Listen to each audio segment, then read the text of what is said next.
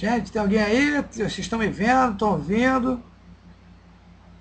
Estou escutando as teclinhas, é boa, né? Tem alguém vendo? A Nanda está dizendo que está vendo. Teve mais alguém também. Flavinha. Viviane, vocês estão ouvindo? Roberta está vendo e ouvindo. Thaís. Enilde. Emília. A oração de vocês parece que deu certo, hein? Né? Vocês estão ouvindo, escutando? Como é que é? Gente, vamos fazer o seguinte. Eu sei que tem muita gente que não está conseguindo ver, outros que não estão conseguindo ouvir, mas eu já estou vendo um bom número de pessoas que está vendo e ouvindo. A conexão aqui realmente não está muito boa, não. Já são 15 para as 11, mas a gente tenta andar um pouquinho, tá? No catecismo, vamos ver se a gente aproveita um pouco, né? Valeu a pena a gente insistir, né? Porque a gente tem alguma formação. A gente já fez uma oração pela manhã, aliás, pela manhã, hoje agora um pouco antes, né, da gente fazer a gente iniciar aqui esse momento, mas a gente já invocou o Espírito Santo, já permanecemos aqui em oração, então vamos continuar aqui. E eu queria começar hoje perguntando a vocês se vocês conhecem o santo de hoje, São Leão Magno. Vocês conhecem ou não? Hein? Conhecem? Vou botar aqui. Conhecem São Leão Magno? Quem conhece?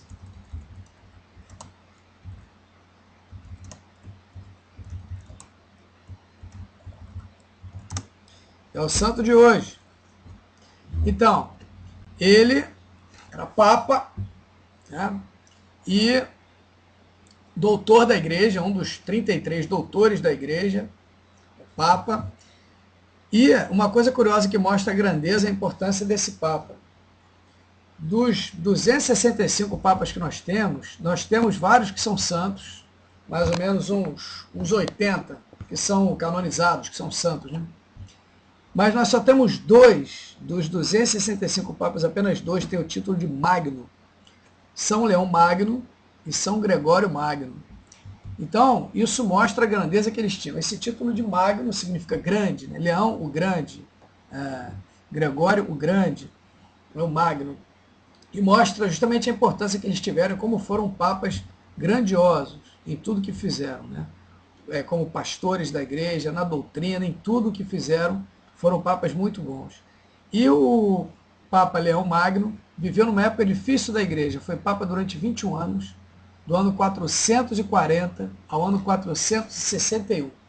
Estava ali na decadência do Império Romano e a crise das invasões bárbaras, os povos bárbaros invadindo a Europa. Então, por causa disso, por causa da queda do Império Romano, havia uma crise de autoridade muito grande em toda a Europa. E aí, quem eram as grandes autoridades morais na época? Eram os bispos. Uma igreja que já havia séculos, já estava consolidada, com bispos muito fiéis, homens sérios, de caráter honestos, e que por causa disso tinham um peso, uma autoridade moral muito grande. E o Papa, né, o bispo de Roma, mais ainda, né? Então, Leão Magno tinha uma autoridade muito grande na época, era uma autoridade de fato em todos os lugares ali, em toda a região, toda a Europa, e era aquele a quem as pessoas recorriam justamente na defesa de seus interesses, porque era a autoridade, não havia outras, né? E aí eu peguei aqui um texto, um livro sobre história da igreja, que eu estou com ele aqui, e tem umas questões interessantes que vale a pena a gente ver, falando justamente sobre isso, sobre o primado de Leão Magno, como ele desenvolveu isso, né, como ele exerceu bem esse seu primado. E vai dizer o seguinte, assim, olha, que a dominação dos povos bárbaros, ostrogodos, bizantinos, fez-se sentir, às vezes, gravemente, né, sob o peso dos papas. O nome do livro deixa eu mostrar para vocês aqui, História da Igreja, tá bom?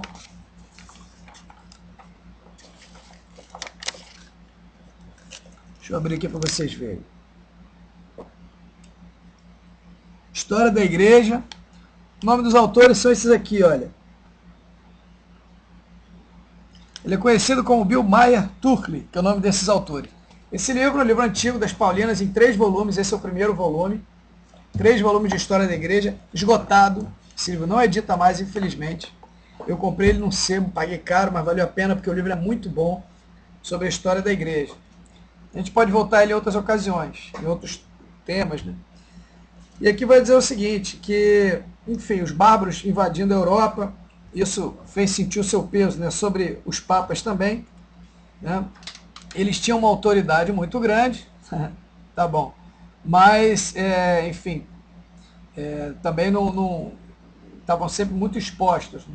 E aí vai dizer o seguinte, dois pontífices, Leão I e Gregório I, ambos intitulados com o apelativo de O Grande, muito contribuíram para elevar o prestígio do papado e para consolidá-lo para o futuro.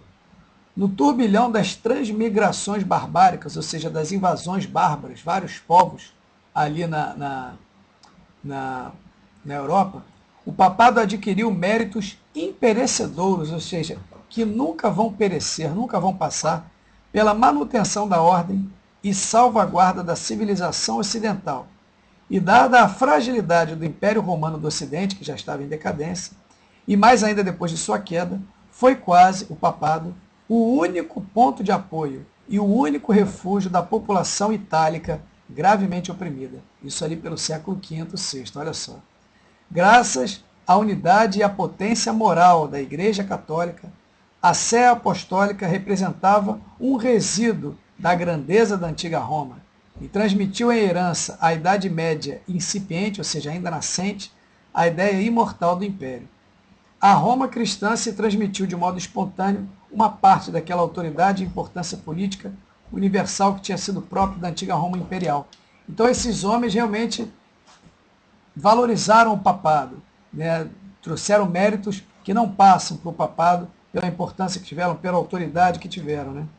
E aí depois ele continua. Entre os papas do século V, cabe o primeiro lugar a Leão Magno, Leão I, né, que foi papa de 440 a 461.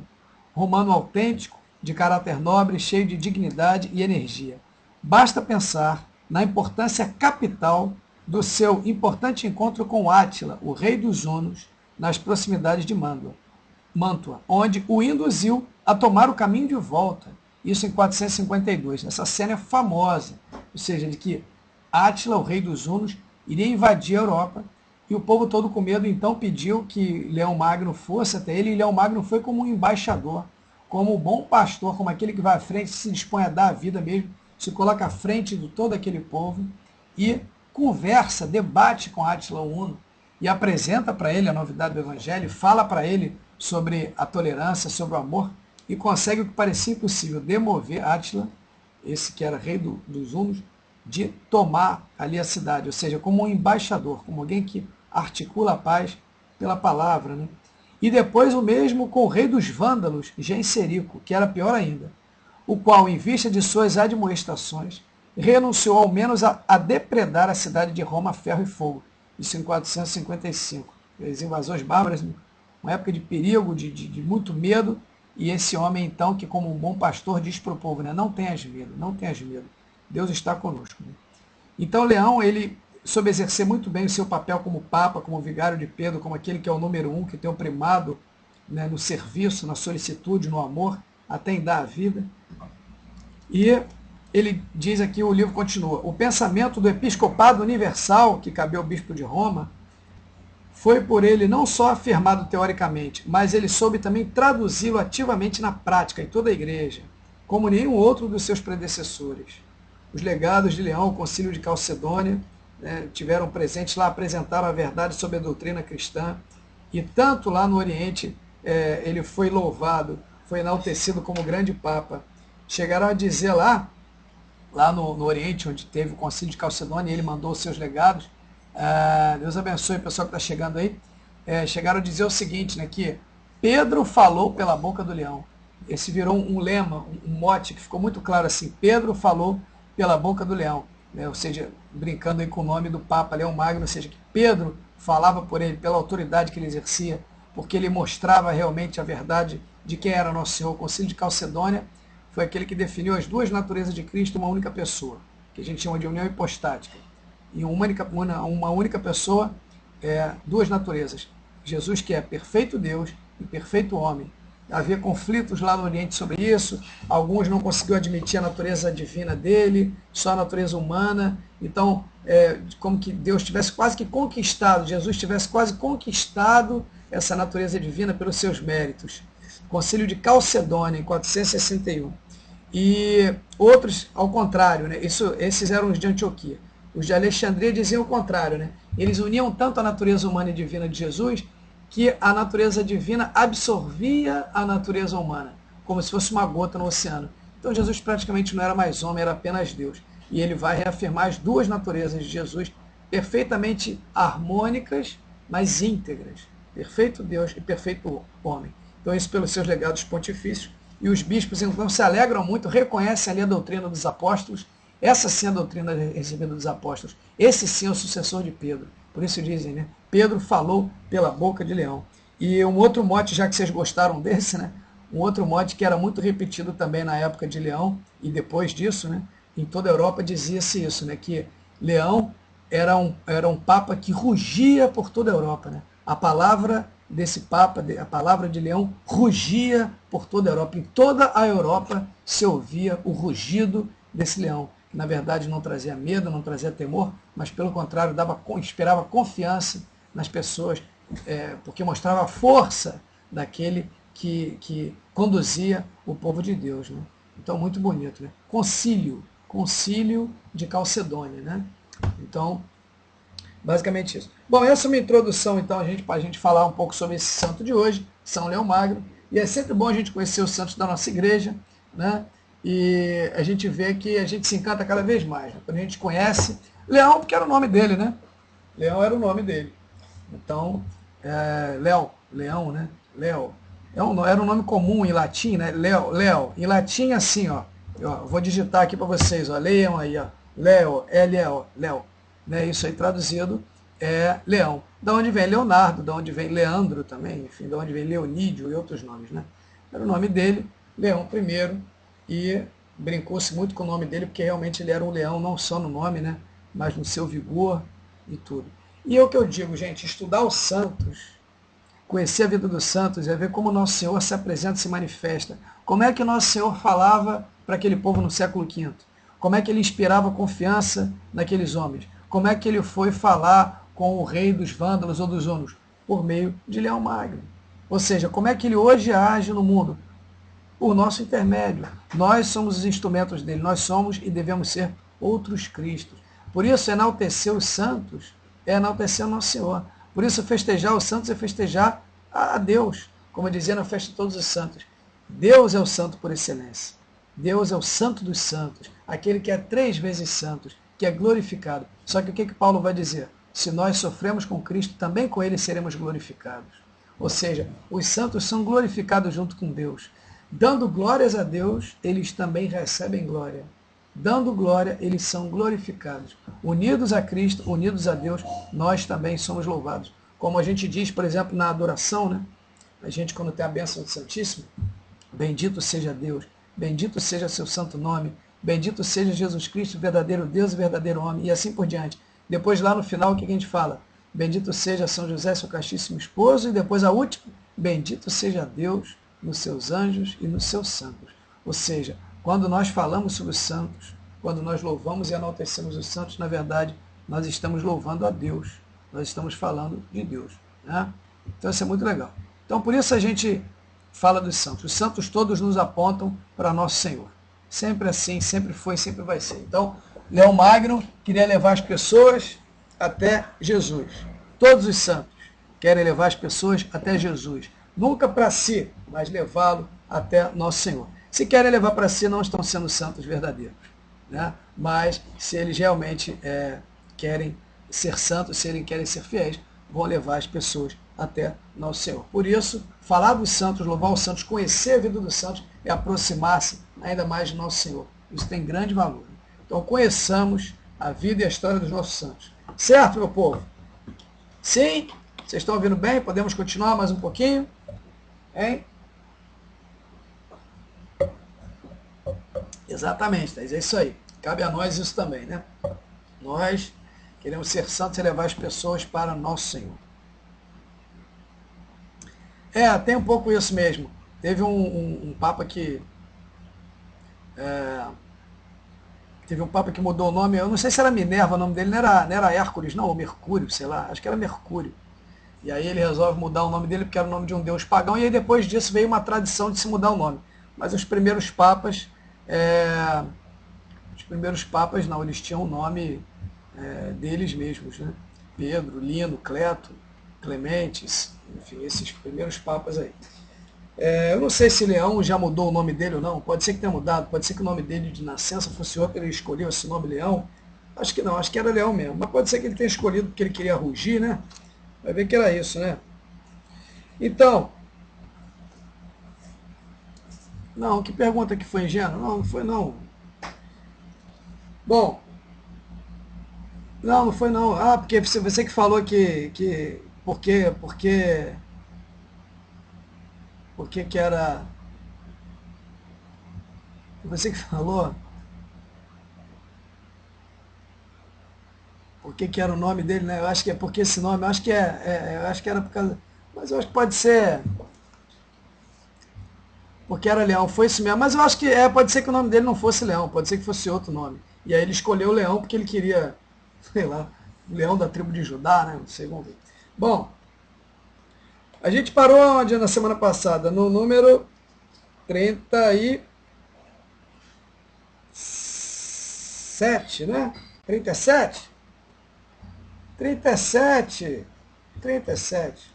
Foi isso? A gente parou no número 37? Hein? Foi? Ok, então vamos lá. O que diz 37? De que modo Deus é Pai? E aí ele vai falar, a gente viu o 37 ou não? A gente tem continuado o 38? Acho que é, né?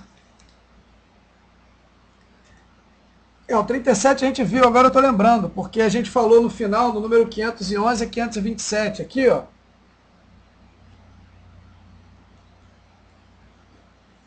Que são os últimos números do YouCat e que vão tratar sobre o quê? Pai Nosso. Vamos falar sobre Pai Nosso. A Roberta está aí, tá ligada, tá atenta aí. Muito bem. 38. Quem é o Espírito Santo? O que vocês querem dizer aí? O que diz lá o YouCat? Vai dizer, o Espírito Santo é a terceira pessoa da Santíssima Trindade. Tá claro. E é da mesma grandeza divina que o Pai e o Filho. Hein? Da mesma grandeza divina, ou seja, da mesma natureza divina que o Pai e o Filho. Então, o que diz lá a nossa fé? Creio no Espírito Santo, Senhor que dá a vida e procede do Pai e do Filho. E com o Pai e o Filho é adorado e glorificado. Ele que falou para os profetas. Então, essa é a nossa fé. Né? O mesmo Espírito, mesma natureza. Né? O Espírito Santo é da mesma natureza que o Pai e o Filho, a única natureza divina, um único Deus, né? Em 3 pessoas. Mistério para nós sempre vai ser. E aí continua depois, ele fala aqui, né, que a gente deve a descoberta do Espírito Santo, da ação de Deus, esse Deus que se revela. Travou aí para alguém, hein? A gente está na pergunta 38. Travou para vocês aí ou não? Tá bom? Podemos continuar? E aí depois ele diz aqui assim um comentário bonito. Ó. O cristão encontra no Espírito Santo uma alegria profunda, uma paz e uma liberdade interiores. Vós não recebestes um espírito de escravidão, para recair no temor, mas o espírito de adoção filial, pelo qual clamamos, Abá, ó Pai. No Espírito Santo, que recebemos no batismo e na crisma, na confirmação, podemos chamar a Deus de Pai. Só um comentário, gente. Aqui no número 38 em espanhol, quem tem o número 38 em espanhol? O YouCat em espanhol. Alguém tem aí o YouCat em espanhol? Hein? Eu? Lohane, mais alguém? O que diz aí no número 38? Mais gente, Pitico? Tá. O número 38 diz assim, que o Espírito Santo é a terceira pessoa da Santíssima Trindade e da mesma natureza divina que o Pai e o Filho. Ou seja, em espanhol diz da mesma natureza divina que o Pai e o Filho, e em português vai dizer da mesma grandeza divina que o Pai e o Filho. Da mesma grandeza, da mesma natureza, escolheram palavras diferentes. Boa noite a quem estiver aí. Né? Os números aqui no final do 38. Aqui, esses números aqui no final.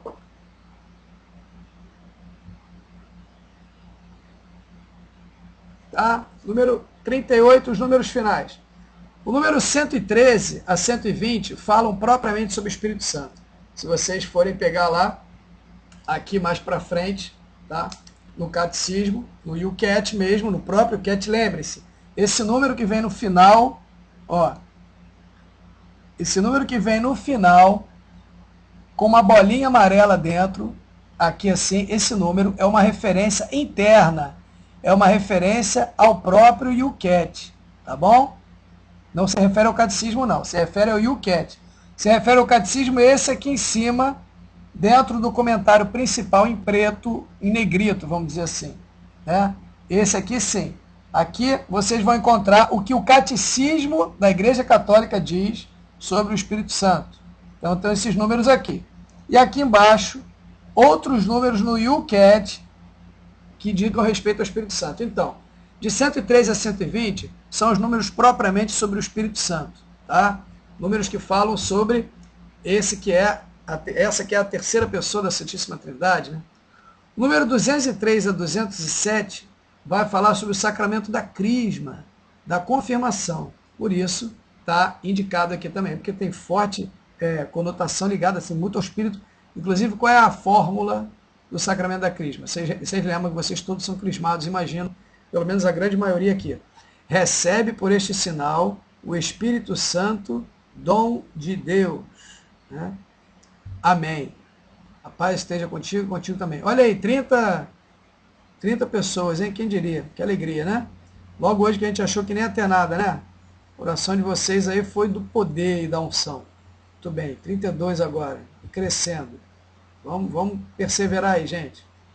Muito bem, vamos continuar então. Vamos fazer um desafio agora? Nós temos 32 e estamos no número 38.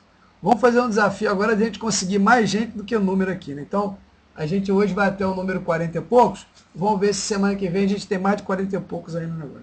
Tá bom, só para brincar. O que importa é a gente estar aqui de coração. Depois.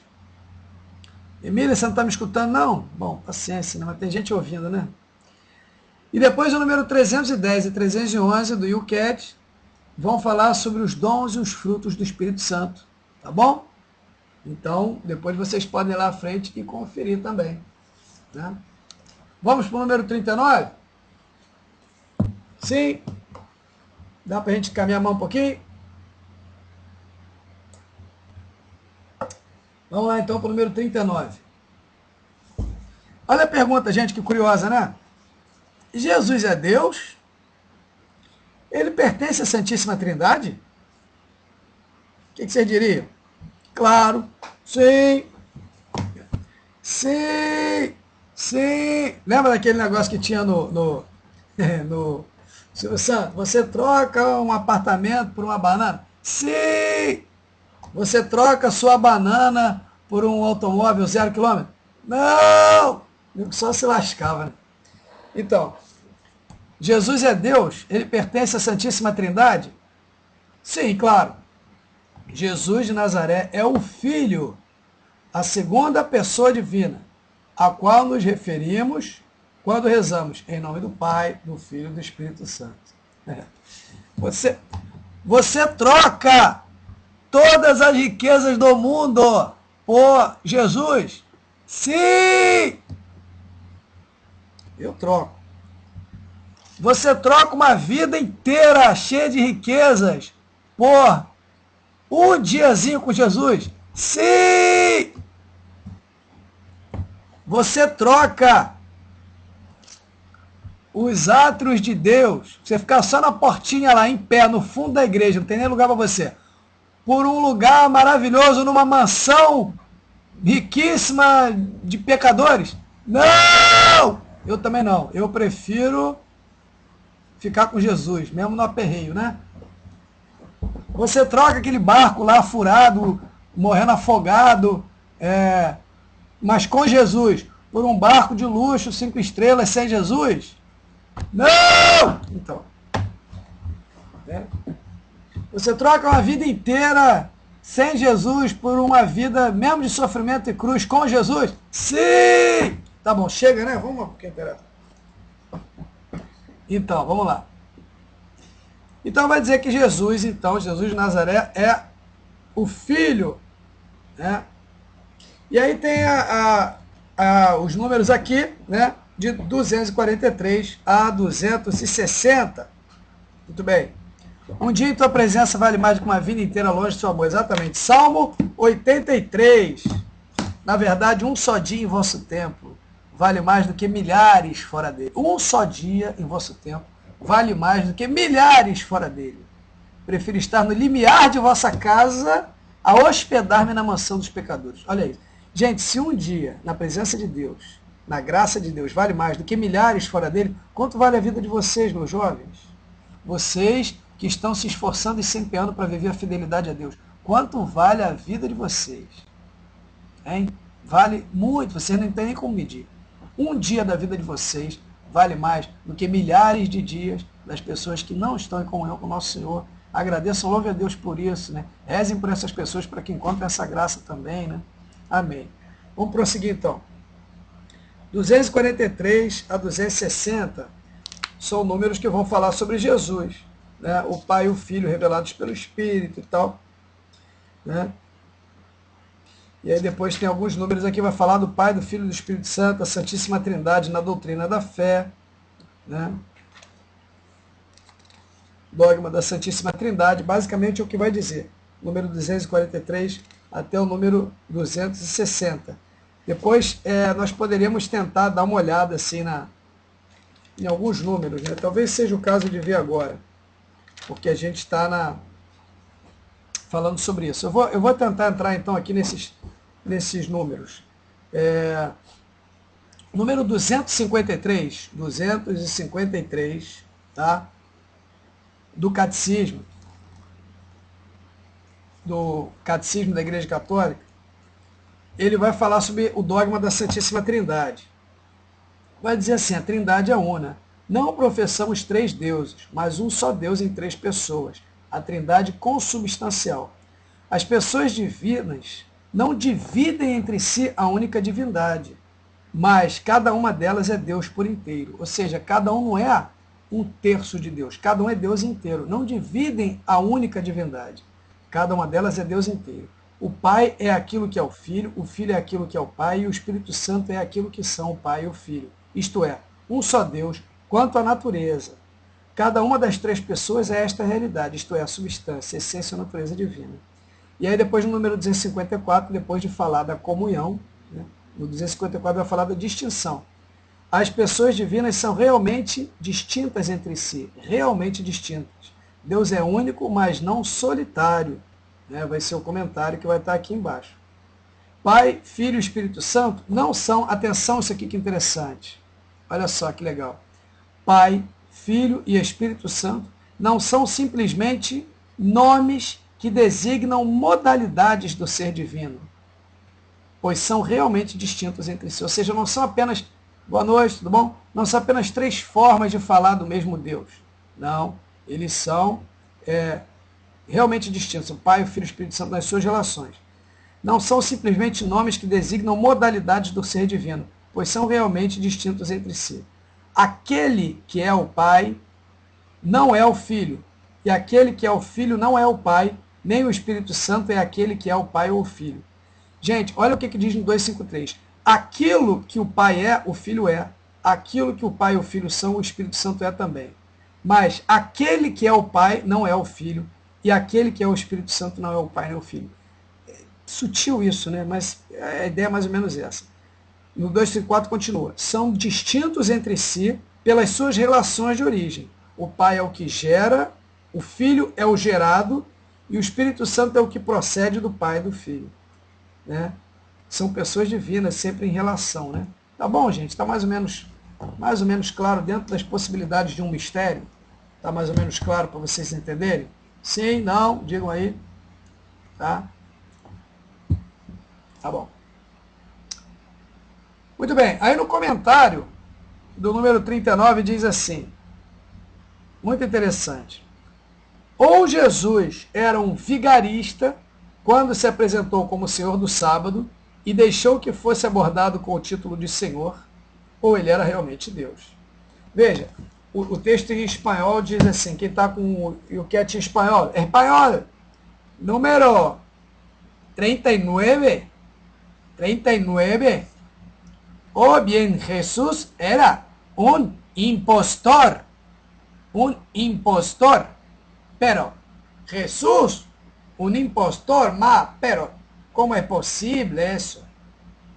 Ou ele era um impostor, e aí em português vai dizer, ou ele era um vigarista. Tá na mesma, né? Se apresentou como Senhor do sábado, deixou-se abordar com o título de Senhor, ou então ele realmente era Deus, né? Provocou escândalo quando perdoou pecados. Porque só Deus pode perdoar pecados. Isto era aos olhos dos seus coevos. O que é isso? Coevo. Vocês sabem o que é coevo? Que é, vou botar aqui, que é coevo.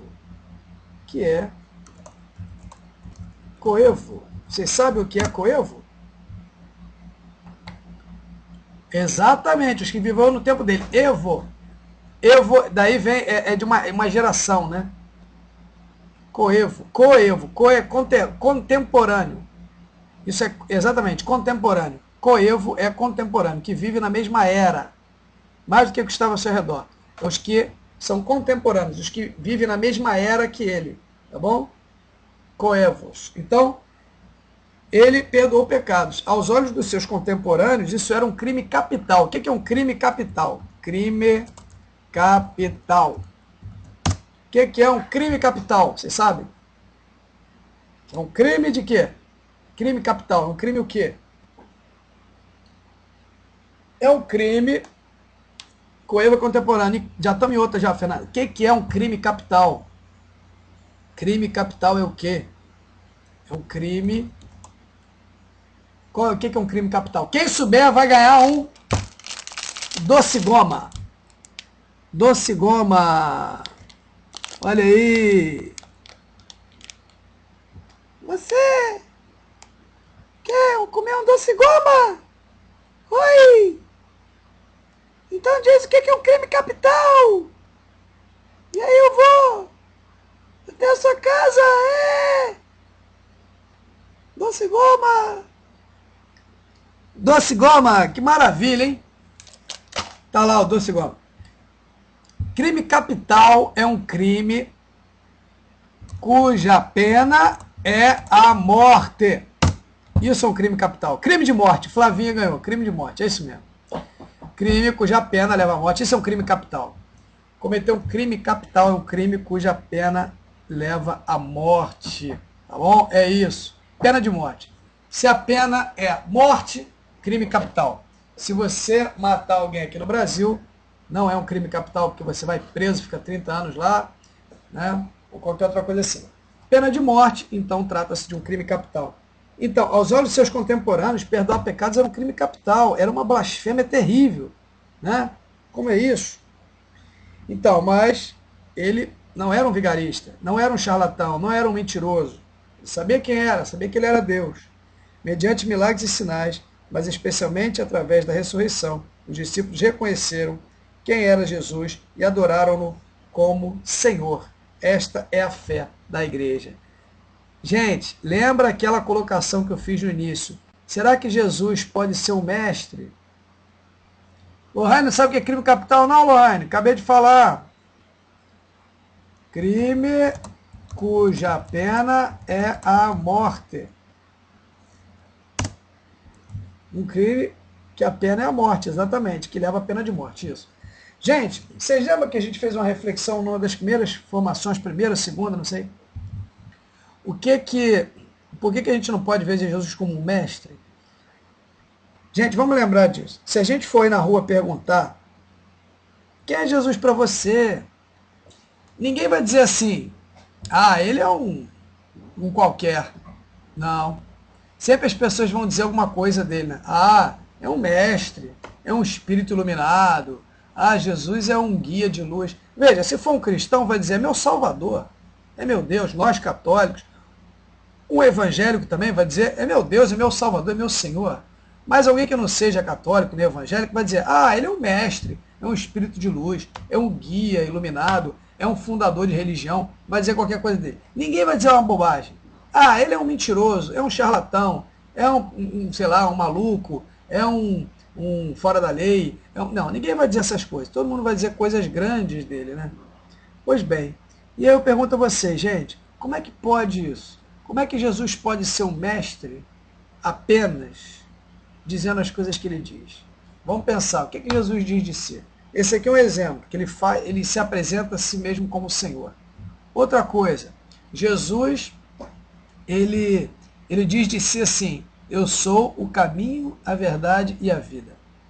Eu sou o caminho, eu sou a verdade, eu sou a vida. Diz mais, ninguém vai ao Pai senão por mim. O único caminho para chegar a Deus, chegar ao Pai. Quer dizer, um homem que diz uma coisa dessa, né?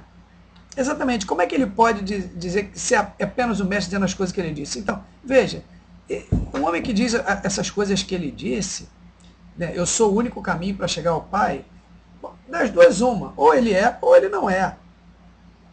Veja, a igreja vai dizer que ele é, a igreja vai dizer que é verdade tudo que ele disse, que ele de fato é Senhor, então a igreja é coerente, ela é razoável. Né? Agora, se Jesus não é, então ele não pode ser um mestre. Porque se Jesus não é o único caminho que leva ao Pai, como é que ele diz que é? Então, das duas, uma. Ou ele é mentiroso, porque ele está mentindo, ou então ele é um iludido, que acha que é alguma coisa que ele não é. Não é verdade? Houve alguém antes de Jesus que dissesse ser o Messias? Não, porque hoje em dia tem isso. Mas esses que dizem que são Messias hoje, qual é a opinião que nós podemos ter sobre eles? Vamos pegar aí Henri Cristo, aquele Henri Cristo, meu pai! Meu pai! Tem que treinar para falar igual ele, né? Vou treinar. Meu pai! O pai! Então, o pai, por que ele fala assim, né? Meu pai! O Henri Cristo, das duas uma. Ou ele é maluco, ou ele é um charlatão.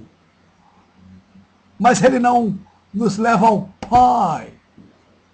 Meu pai! Meu pai! Vocês gostam, né? Vocês gostam de bagunça, né? Então, veja, gente, esse exemplo do Henri Cristo é maravilhoso, é perfeito.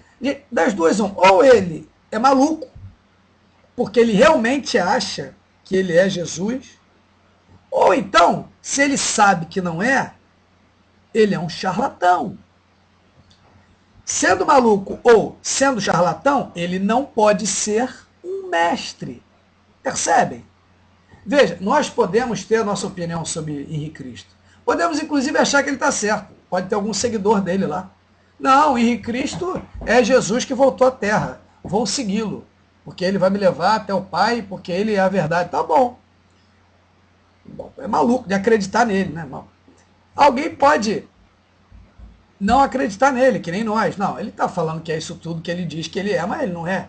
Bom, mas então das duas, a gente tem que fazer uma opção. Ou o Henri Cristo é maluco, que acha que é aquilo tudo, ou então ele é um charlatão, mentiroso, vigarista, que não é. Percebem? Mas não dá para considerar Henri Cristo um mestre. Quem de nós vai querer ouvir as palavras de Henri Cristo e se inspirar nelas no nosso dia a dia, para ele nos guiar, para nos conduzir, porque ele é um grande mestre? Não dá. Não existe esse meio termo. A mesma coisa em relação a Jesus. Gente, Jesus diz de si, eu sou o único caminho que leva ao Pai. Ninguém vai ao Pai senão por mim.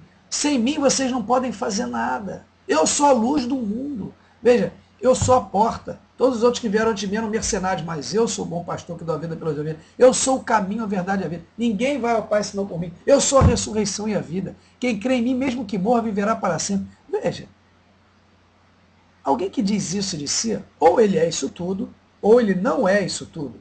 Se ele é isso tudo, então é o que a igreja diz, a igreja é coerente, a igreja é razoável, ela acredita no que ele diz. Se alguém não acredita nisso tudo, tudo bem, mas não dá então para dizer que ele é um mestre. Como é que ele vai ser um mestre se ele diz essas coisas de si? Ou ele é mentiroso, ele é um iludido, né? Ou ele mente de propósito, ou seja, ele é perverso, ele é um vigarista, um charlatão, ou então ele é um iludido que acha que é alguma coisa que ele não é. Mas nos dois casos, sendo ele charlatão ou sendo ele um iludido, ele não pode ser um mestre. Né? Então vamos pensar nisso, né? Gente, já são 11h30. Hoje a nossa formação vai ser mais curtinha, né? Tá bom?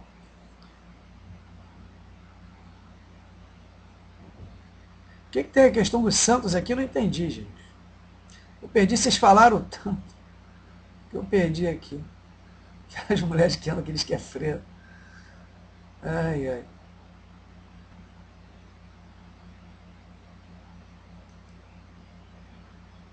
Pior é quando ele diz, dentre os males, o menor sendo a favor da camisinha. Ah, tá bom. Gente, não vamos repetir as coisas que ele diz, pelo amor de Deus, né? Não vale a pena. A tua opinião, explica a situação dos santos nesse contexto. Como assim, Pitico? Não entendi o que você quer dizer. Ah, porque só Jesus é o caminho. Mas então, o santo, entendi agora. O santo é justamente ele que te leva para o caminho que é Jesus. Veja, o santo, lembra aquilo que eu falava no início? A igreja glorifica e venera os santos justamente por causa disso, porque eles souberam reconhecer que Jesus é o único caminho. Porque eles souberam seguir o único caminho que é Jesus. E eles nos mostram que é possível seguir esse caminho que é Jesus. Ele nos leva até Jesus. Sabe qual é a comparação que eu faço com os santos? Vou pegar para vocês aqui e ver o que vocês acham. Só uma sugestão, uma opinião. Lembra uma passagem que tinha alguém à beira da estrada e Jesus passou e eles então, o ceguinho perguntou assim, exatamente, eu acho que os santos são o melhor exemplo de mostrar para nós como viver o evangelho. Eles são o evangelho encarnado, tornado carne, tornado possível, visível aos nossos olhos em todos os estados, em todas as condições. E é Cristo que age neles. É Cristo que age neles. Como é que Jesus cuidou das crianças e dos adolescentes carentes em Turim, na Itália, no século XIX? Por meio de Dom Bosco. Como é que Jesus veio na América, recém-descoberta, pregar o Evangelho, pregar a si mesmo para os índios?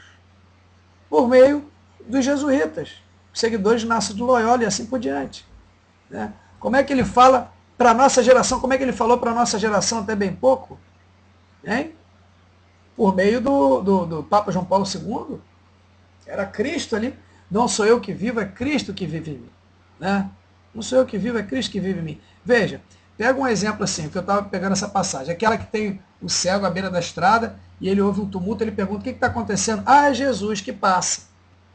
E aí ele começa a gritar, Jesus, Jesus, tem piedade de mim. Jesus, filho de Davi, tem piedade de mim. Jesus para no caminho, ele estava longe lá, à beira do caminho, caído, jogado no chão, coberto com um manto, todo sujo, todo humilhado. Jesus passa, Jesus, tem piedade de mim. Jesus para e chama. Jesus para e chama o cego. Chama ele que estava lá à beira do caminho. O que aquelas pessoas então que estavam à volta dele fazem? Puxam ele pela mão e falam assim, coragem, o Senhor te chama. Ele então se ergueu com a ajuda daquelas pessoas, deixou seu manto e foi até Jesus. Os santos são esses. Os santos são esses que nos veem à beira do caminho, cansados, desanimados, nos escondendo, mais ou menos chamando Jesus, né? Jesus, Jesus, mas com aquela má vontade, com aquele desânimo, eles vêm ao nosso encontro, puxam a gente pela mão e falam, coragem, meu irmão, o Senhor te chama, coragem, o Senhor te chama. Segue a Jesus que vale a pena. É isso que os santos dizem para nós. A gente olha para os santos, olha para a vida deles, e a gente fala, cara, vale a pena, né? Vale a pena seguir a Jesus. É possível, eu consigo. Basicamente isso. Mas o único caminho é Jesus. É o único que nos leva ao Pai. Todos os santos sabiam disso. Por isso todos os santos foram ao único Jesus. Né? E nós também devemos ir. Mas por isso louvamos e enaltecemos os santos. Nos alegramos com eles, porque são da nossa família. O que Paulo vai dizer? Se com eles sofremos, com eles seremos glorificados. Também nós damos glórias aos santos junto com as glórias que prestamos a Deus, porque na verdade estamos glorificando a Deus nos santos. Emendei aqui, metralhadora, né? Aí, tá vendo, ó? Muito boa, Gleice. Como é que ele forma... Eu me sinto honrado com essa comparação aí, tá? Mas é mais ou menos essa ideia, né? Todos nós somos pastores nas nossas paróquias, nos nossos grupos de jovens. Por isso nós realizamos um trabalho pastoral. Vocês também não estão numa pastoral? Por quê? Porque vocês também são chamados a ser pastores. Nós somos chamados a ser pastores uns dos outros. Exortai-vos e admoestai-vos uns aos outros, com toda a fidelidade, né? Isso que diz lá nos textos do Evangelho. Agora me falha qual é a carta, o versículo precisamente onde Paulo vai dizer isso. Exortai-vos e admoestai-vos uns aos outros com toda a fidelidade, né? Com toda a firmeza da caridade. Tá bom? É isso mesmo, Juventude Santa. Gente, 11h30, né? Tá bom, né? Olha só. Número 40. Vamos ver o número 40 ou vamos embora? Hein? Vamos ver só o número 40?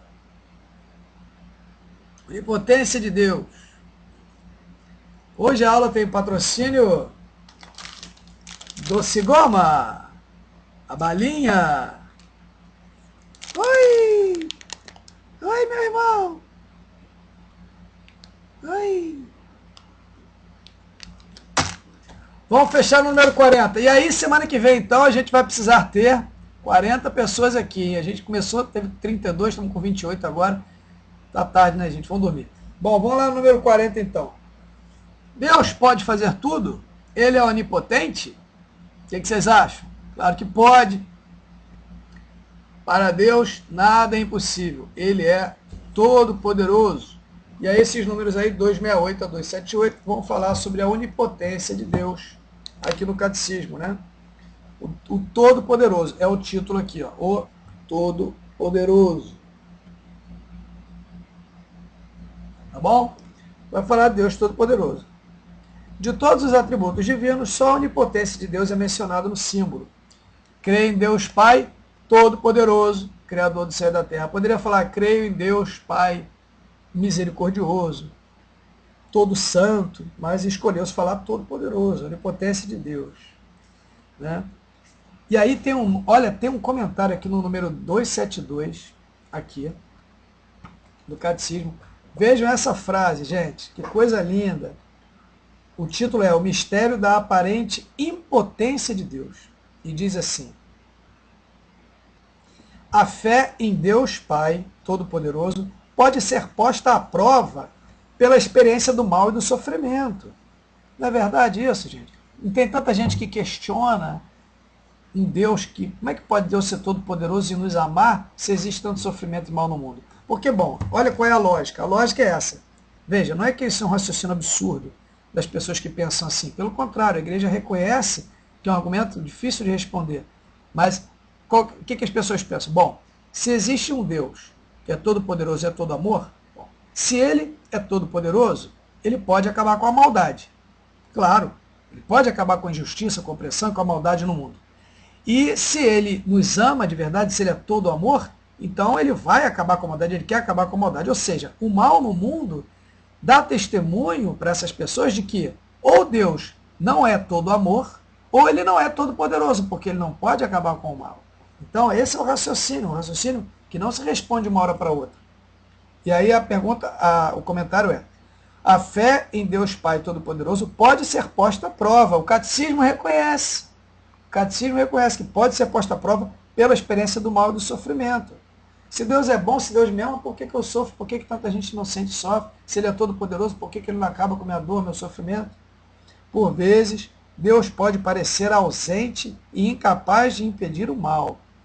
Aí vem a frase, olha só que beleza, hein?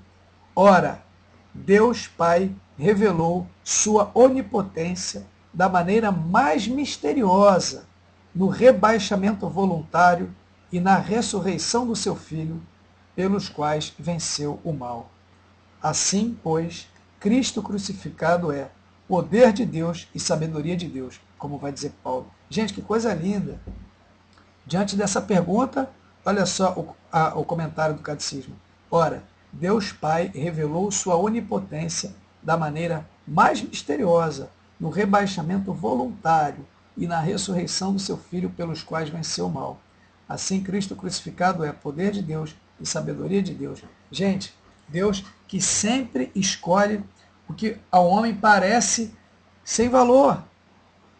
O que ao homem é desprezível para confundir justamente aqueles que acham que tem valor por si mesmo. Deus que não despreza nada do que criou, que ama tudo o que fez. Por isso, é curioso, Deus escolhe para nascer um povo pequeno, como o povo de Israel, Não escolhe lá, sei lá, o Império Romano, né? Escolhe, não, nascer num castelo, não. Escolhe um povo pequeno, povo de Israel. E tendo escolhido esse povo, não escolhe, por exemplo, nascer em Jerusalém, né? No centro ali de Israel. Não, mas nasce lá em Nazaré, cidade desprezível, sem nenhuma importância. Nasce filho do carpinteiro, filho de uma dona de casa simples, da Virgem humilde Maria, né? Quer dizer, nasce ali sem importância. E aí toda a sua vida é isso, né? É atenção com os pobres, com aqueles que são desvalidos, que são esquecidos. Ele que sempre se rebaixa, se esvazia. Ele não despreza nada, ele vai ao encontro daquilo que é mais deixado de lado, por amor, né? E vai se rebaixando a vida toda, o tempo todo, até o rebaixamento máximo na cruz. Quer dizer, aquilo que era maldição, aquilo que era o maior absurdo, Nosso Senhor assume para si, toma as costas, vai para a cruz, né? Então, aquilo que era desprezível, aquilo que era maldição, torna-se fonte de bênção. Carregou as nossas dores às suas costas, né? E depois se rebaixa ainda mais, né? A igreja vai refletir na Eucaristia, né? Tendo se feito um homem, ele que nem tinha aparência humana, parecia um verme, se rebaixa ainda mais sob as aparências de um pedaço de pão para nos servir de alimento, para ser remédio para nós. Diz lá o texto de Filipenses, né? Humilhou-se obediente até a morte e morte de cruz. E aí na Eucaristia ele humilha-se mais ainda, obediente mais do que até a morte, porque até o fim dos tempos. E mais do que como aspecto reduzido ao aspecto humano de servo, mais do que isso reduzido a um pedaço de pão, né? Que coisa linda, né? Então como vale a pena a gente refletir sobre isso, né? Tá bom? Então, aqui é que está um pouco essa ideia. Ou seja, esse Deus, como é que ele faz para acabar com o sofrimento? Ele não faz como fez como o povo no deserto, quando vieram as cobras para picar, né? E eles pedem então a Moisés que afaste aquelas cobras. E Deus não afasta a cobra, mas o que ele faz? Ele ergue uma haste, uma serpente de bronze, e todo o povo olhando para aquela serpente de bronze erguida na haste, era curado então dos seus males. Ou seja, Jesus ele não tira de nós o sofrimento. Nós pedimos, Senhor, tira de nós o sofrimento. Não, exatamente, Deus se faz maldito para acabar o mal, transforma a maldição em bênção. Ele não tira o sofrimento daquele povo, mas ele assume o sofrimento para si. Ele morre na cruz, o povo, aquilo era um sinal. Nós olhando para a cruz, vamos saber carregar a nossa cruz. Nosso Senhor, mais do que nos tirar do sofrimento, ele nos ama tanto que ele vem até nós e sofre conosco. Então, é mais do que tirar o nosso sofrimento, é vir ao nosso encontro. Ele, como Deus, lá no seu trono, poderia nos tirar do sofrimento e nos levar lá para cima.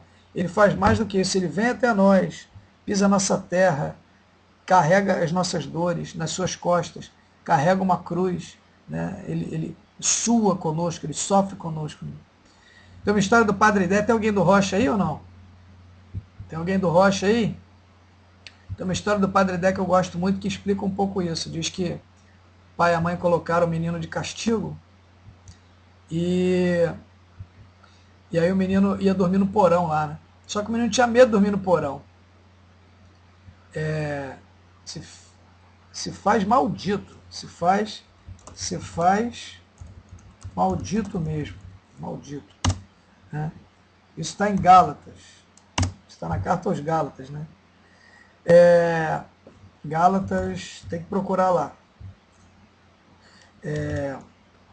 Veja, então o que acontece lá, a historinha do Padre Dé, para a gente terminar com a historinha do Padre Dé. Ele dizia, né? Então os pais botaram o filho de castigo, tinha que dormir no porão. E aí ele tinha medo. E aí ele vai pedir ao pai, pai, por favor, pai, eu já me arrependi, sei lá, não me bota de castigo não, porque eu tenho medo lá do porão. Eu não gosto de dormir lá, eu tenho medo, eu não quero dormir lá, eu tenho medo de ir lá. E aí o pai fala, não, eu e tua mãe combinamos que você ia dormir lá, você vai dormir lá então. Mas eu vou fazer o seguinte então, meu filho, eu vou lá dormir com você. E aí o pai então vai para o porão e dorme lá aquela noite junto com o filho. E aí o filho então não tem medo porque sabe que o pai está com ele. É isso. Gente, Deus não nos tira do sofrimento, mas ele nos mostra que ele está conosco, que ele sofre conosco, que ele agoniza conosco, que ele sofre conosco. Veja, o que Jesus fala lá no fim dos tempos, né?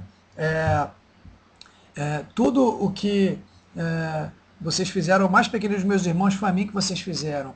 Quando eu tive fome, me deste comer. Eu tive sede, me deste beber. Eu estava nu com frio me vestiste. Veja, Jesus sofre, agoniza, sente frio, sente fome. Jesus morre em cada um dos pequeninos que estão aqui na terra. Ele está junto conosco, ele está do nosso lado, nos ajudando a carregar a nossa cruz. Sofre conosco, ele está aqui. Ele não tira o nosso sofrimento, mas ele assume, ele vem conosco, ele está do nosso lado. Veja, se Jesus está do nosso lado, então o sofrimento não é mais um problema para nós. Então, por que ele não tira do meu sofrimento? Ele não tira, mas ele está do meu lado. Na pedagogia dele, ele não tira, isso para nós também é um mistério, mas ele tem o caminho dele, a gente entrega isso na mão dele, mas ele está do nosso lado, então a gente não precisa se afligir com isso. Nos dá força, exatamente. E a gente sabe que isso passa, né? Os sofrimentos da vida presente nem merecem ser comparados com a glória que deverá manifestar-se em nós. Vamos terminar com esses textos, né? E aí o 40 vai falar sobre isso, né? Deus é onipotente, para ele nada é impossível, né? E aí tem alguns comentários aqui sobre a onipotência, falando justamente disso, que a impotência da Sexta-feira Santa foi o pressuposto para a ressurreição, né? A onipotência de Deus, olha que frase bonita que tem no Cat. A onipotência de Deus revela-se frequentemente quando as pessoas não esperam mais nada dela. Vamos meditar sobre isso, né? A onipotência de Deus se revela frequentemente quando as pessoas não esperam mais nada dessa onipotência, né? E aí temos aqui, olha, dois textos que eu queria pegar para vocês. Um está em Romanos 8, 18. Diz o seguinte, o que ele vai dizer sobre sofrimentos? Paulo vai dizer assim, o que foi aí, gente? Vocês estão na zoação, hein? O que está pegando aqui? Eu estou perdendo até as brincadeiras de vocês aqui, que vocês estão demais hoje, hein? Vocês estão febris aqui, hein? Bom, o que diz lá? Romanos 8, 18. Penso com efeito, o que Paulo pensa? E nós com ele. Que os sofrimentos do tempo presente não têm proporção com a glória que deverá revelar-se em nós. Veja, os sofrimentos do tempo presente nem merecem ser comparados com a glória que deverá revelar-se em nós. Por isso a gente não se aflige com os nossos sofrimentos. Não tem problema. Tem outro que diz assim, olha, acho que é 1 Coríntios 2, 9, que vai dizer assim,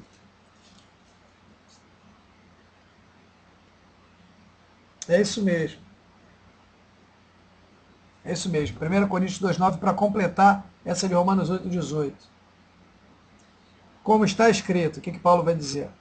O que os olhos não viram, o que os ouvidos não ouviram e o coração do homem sequer pressentiu. Eis o que Deus preparou para aqueles que o amam. Né? Ah, tá, essa é boa, essa é velha. Né? Mas então veja, 1 Coríntios 2, 9. Então a gente pensa, vamos juntar essas duas passagens. Primeiro, os sofrimentos do tempo presente nem merecem ser comparados com a glória que deverá revelar-se em nós. Aqui, 1 Coríntios 2, 9, que os olhos não viram, os ouvidos não ouviram, o coração algum jamais pressentiu o que Deus tem preparado para aqueles que o amam.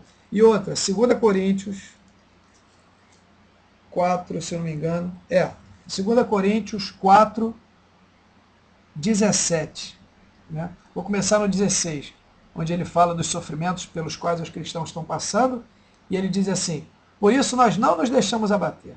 Pelo contrário, embora em nós o homem exterior vá caminhando para a sua ruína, a gente vai morrendo aos poucos, o homem interior se renova a cada dia, isso que importa.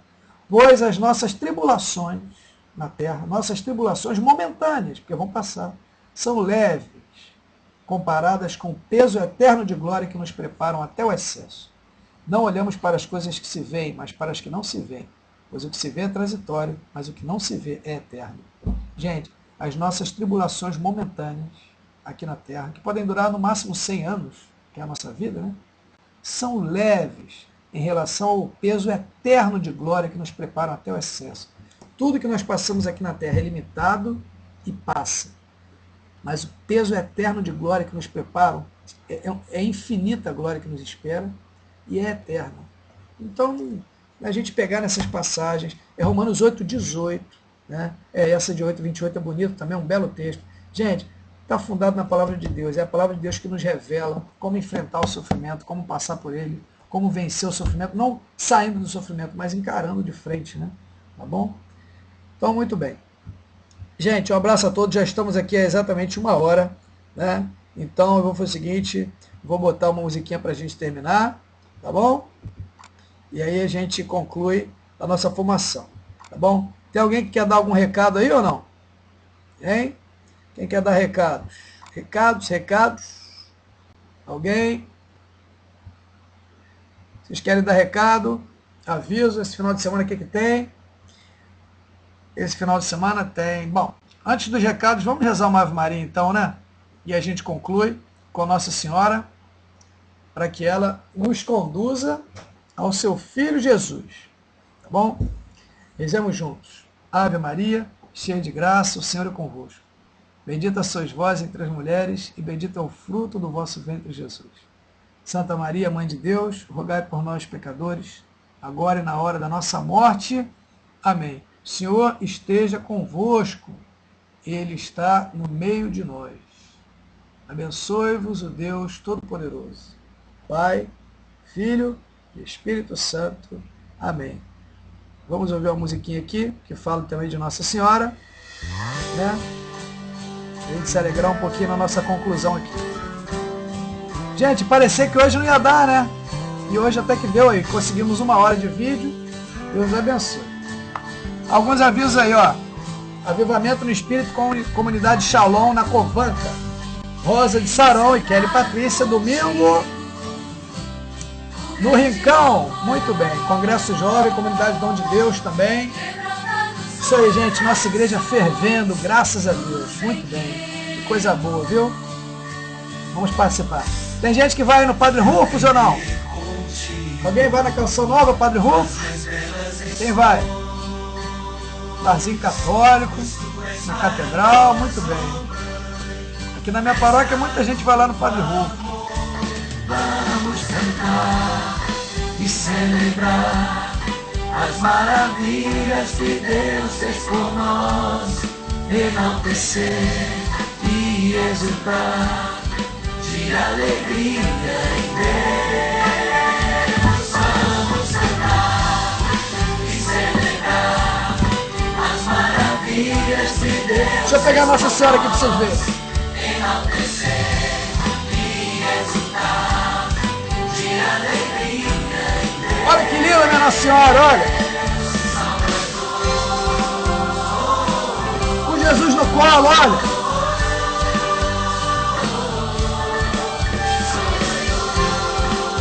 Olha que legal!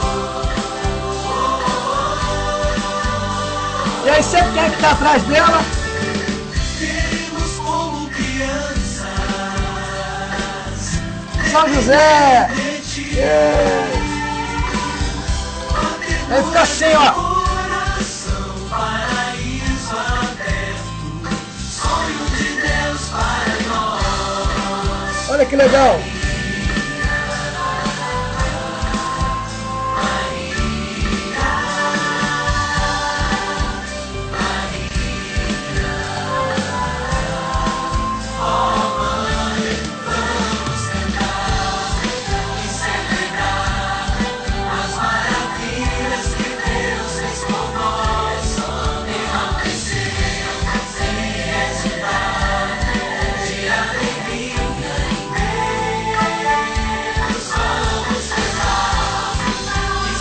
Bonito, né? Que legal. Veio de presente. Enaltecer e exultar de alegria em Deus, Salvador. Isso aí, gente. Pega o José aí, hein, meninas? Meninas, vocês aí que estão procurando o José, eu estava pensando numa ideia que eu estou amadurecendo ainda. Vamos ver, quem sabe? Estava pensando em fazer uma comunidade no Facebook, só para meninas que estão procurando o José, e rapazes também que estão procurando uma companheira, uma Maria. A gente faz uma comunidade no Facebook, e aí ali a gente vai se conhecendo, conversando, quem sabe pra sair um casal legal, meu amor. E aí se alguém começar a namorar, sai da comunidade. E tal. Apoiado? Apoiado. Gente, Deus abençoe a todos. Um grande abraço, tá bom? Já são 10 para meia-noite, tá? E eu agradeço muito a vocês todos que tiveram a paciência de ficar até agora. Que Deus nos abençoe esse final de semana, que eu já vi que vai ser cheio, vai ser febril, cheio de atividades. Deus nos abençoe a todos, tá bom? Fiquem com Deus, abraço nas suas paróquias, nos seus grupos jovens, perseverança e até semana que vem. Tchau, gente, um beijo grande, Deus abençoe.